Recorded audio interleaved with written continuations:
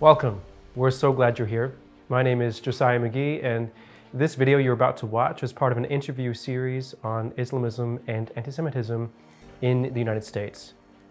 The series is a production of Passages, an organization dedicated to empowering and preparing the next generation of Christian leaders to love God, support the Jewish people, and stand with Israel. In the immediate aftermath of October 7, 2023, it quickly became clear that the moment demanded greater moral clarity. There was widespread confusion about what actually happened on October 7, 2023. Not just that, but also what Hamas is actually. What does it stand for? Whether people could, in good conscience, actually overlook or even support who Hamas is and what it stands for. At the same time, there was an explosive rise of antisemitism, nearly 400%. And this problem was felt especially strongly on American college campuses.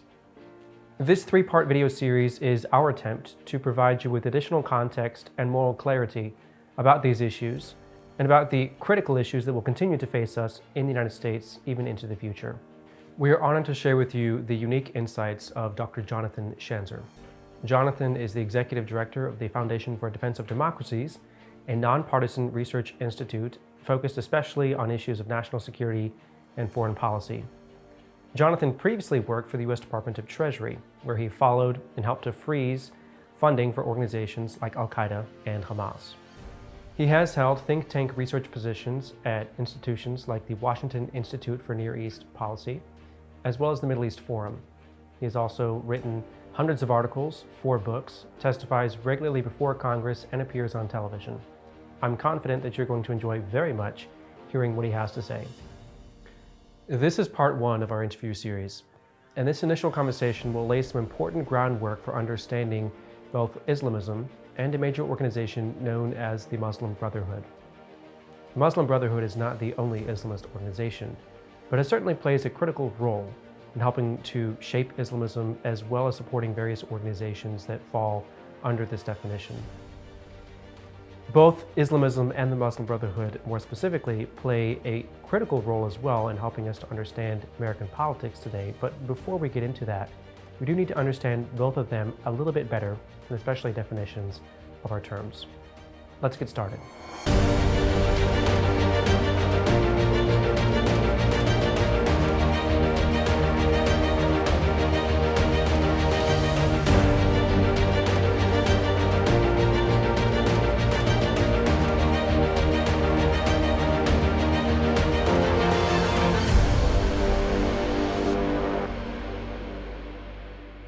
Islamism is, by all accounts, a minority interpretation of Islam. I think that's the good news. Maybe 80% of Muslims don't believe in this ideology, which pits Islam against the West. The bad news is that it's 20%, roughly, of the world's Muslim population. And if there are 1.5 billion Muslims in the world, this means that roughly the population of the United States, the equivalent of the population of the United States, adheres to an ideology that looks to bring about the downfall of the West, the supremacy of Islam, the imposition of Islamic laws, the domination of other cultures by Muslim armies or Muslim culture. In other words, this is a zero-sum game in the eyes of Islamists. They look to a time where Islam can reign supreme again. I think people forget that Islam was at one point the dominant religion in the world, backed by dominant armies, and really every facet of Muslim culture could be felt around the world. And Islamists seek to reestablish that dynamic, but really through violent means, through means of subjugation and domination. Well, I mean, I think the biggest critique is that right now we're the dominant culture and Christianity is the dominant religion.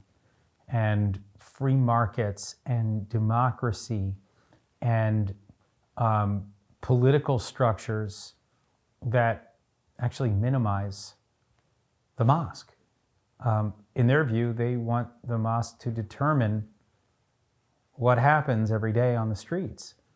They want Muslim thinkers setting out the ideological tenets for all of us to believe in.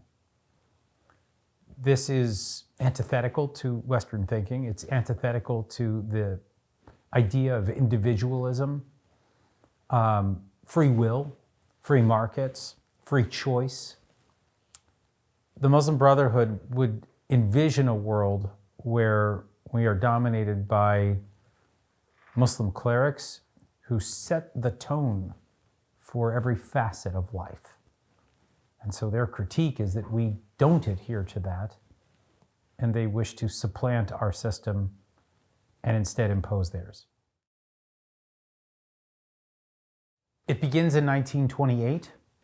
A school teacher named Hassan al-Banna is sitting at a cafe, and he's looking around and he sees British nationals and he sees people wearing Western clothing, Western hairstyles, Western facial hair, and he stands up on his table and he begins to give a speech.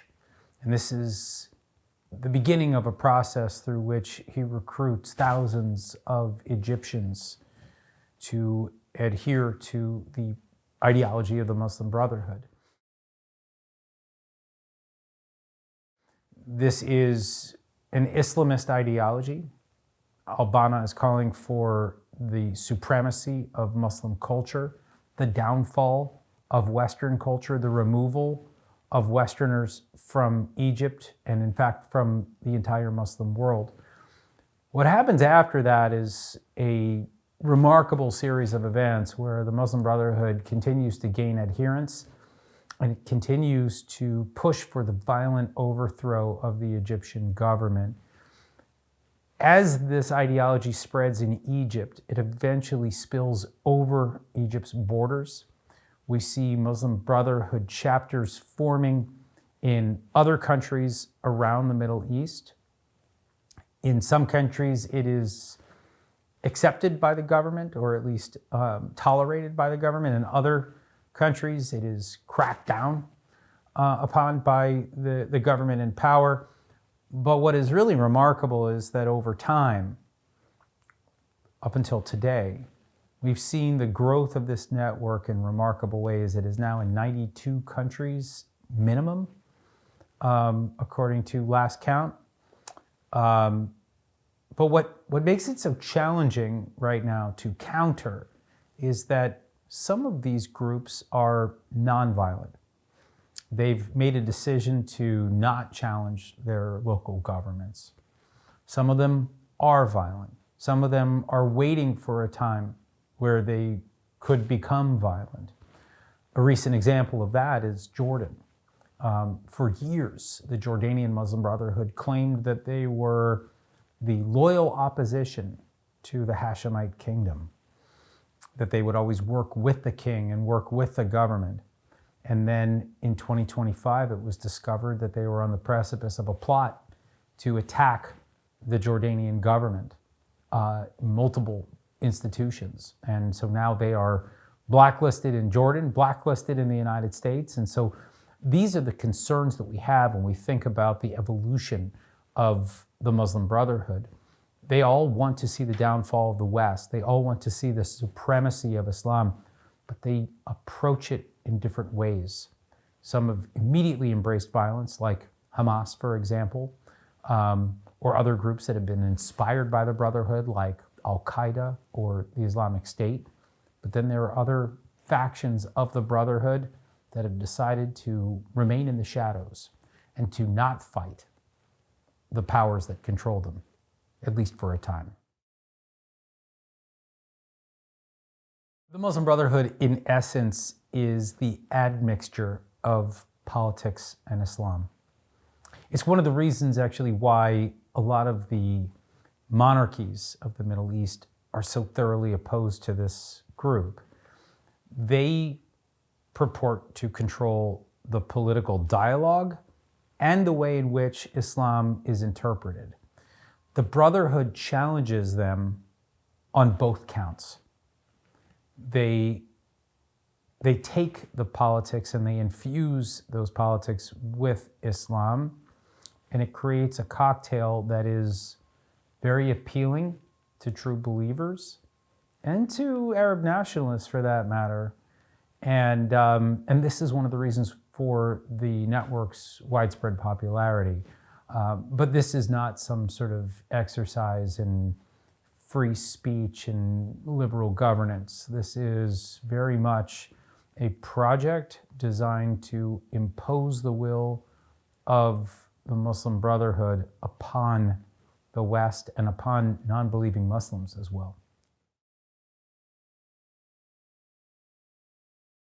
The Muslim Brotherhood believes that Arab countries that are secular in nature, or that have normalized with Israel, or that have good relations with Europe or with the United States, and they work with Europe and the United States, they work within the international system, all of these people are heretics in their view. In other words, they could be Muslim, but they're not true believer Muslims. They're not Muslims that adhere to the Muslim Brotherhood ideology, to this very ethnocentric view of the world.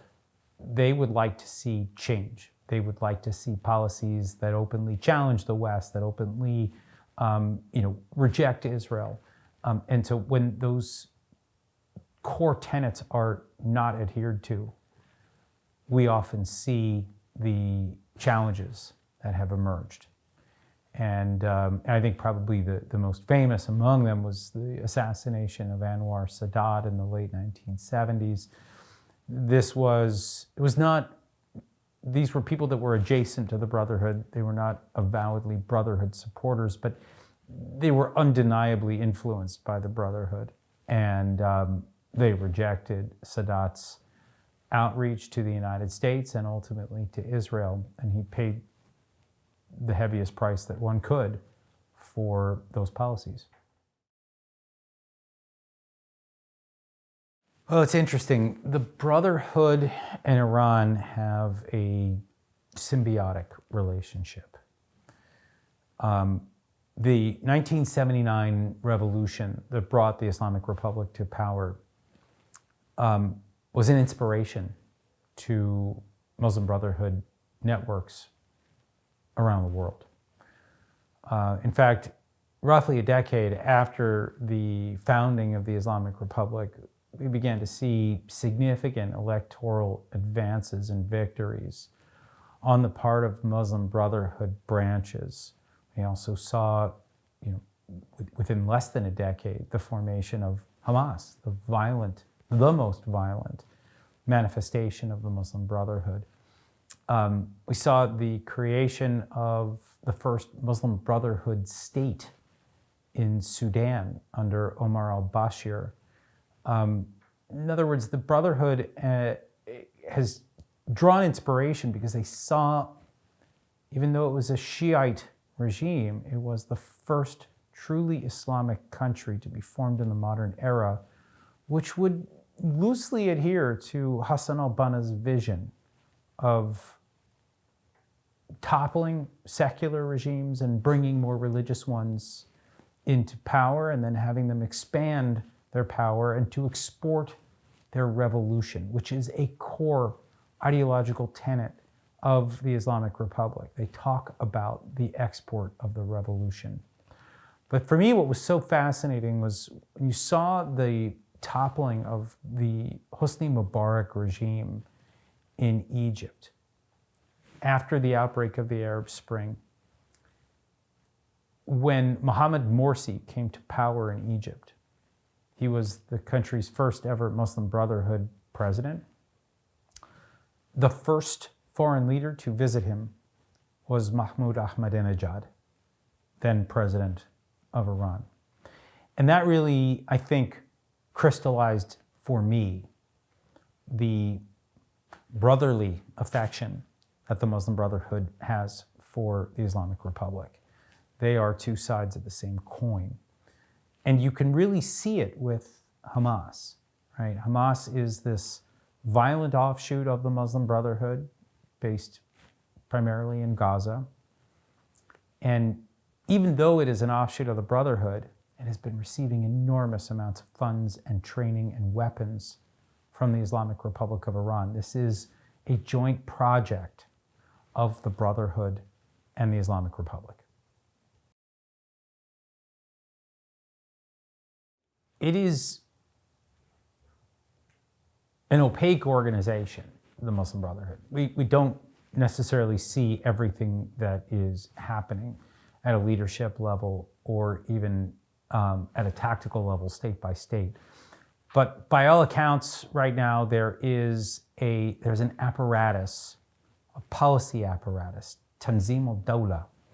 It is mostly based in London. In other words, the leaders of the Muslim Brotherhood were forced into exile. They were in Egypt. They were removed after the counter-revolution that brought Abdel Fattah al-Sisi to Egypt in the wake of the Arab Spring. But the London-based leaders are loosely determining policy for the wider network.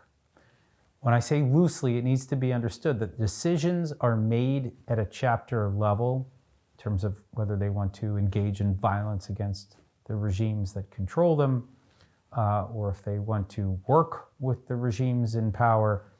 These are decisions that are undertaken at the local level, but there is guidance that comes in from abroad, and it is this apparatus that determines quite a bit of that.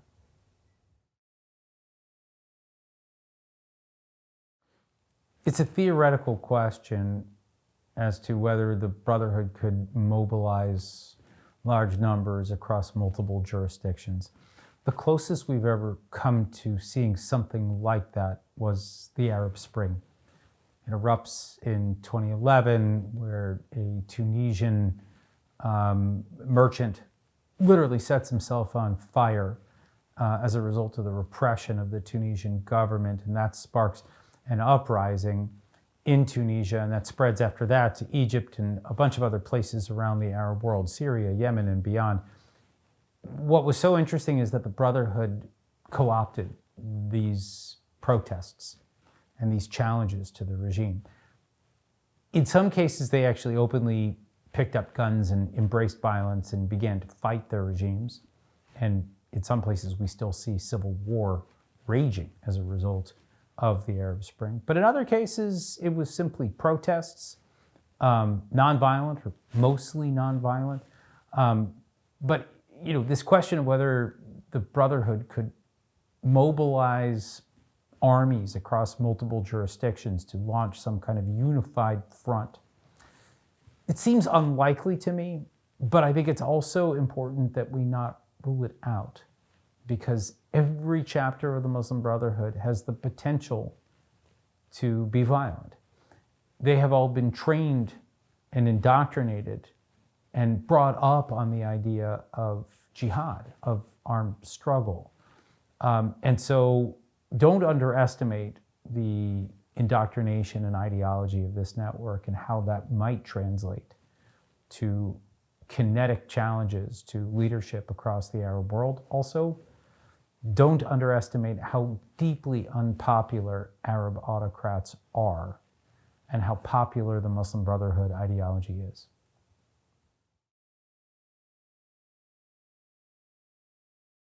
I think the ultimate goal for the Muslim Brotherhood is an Islamic ummah, meaning a broader motherland, if you will.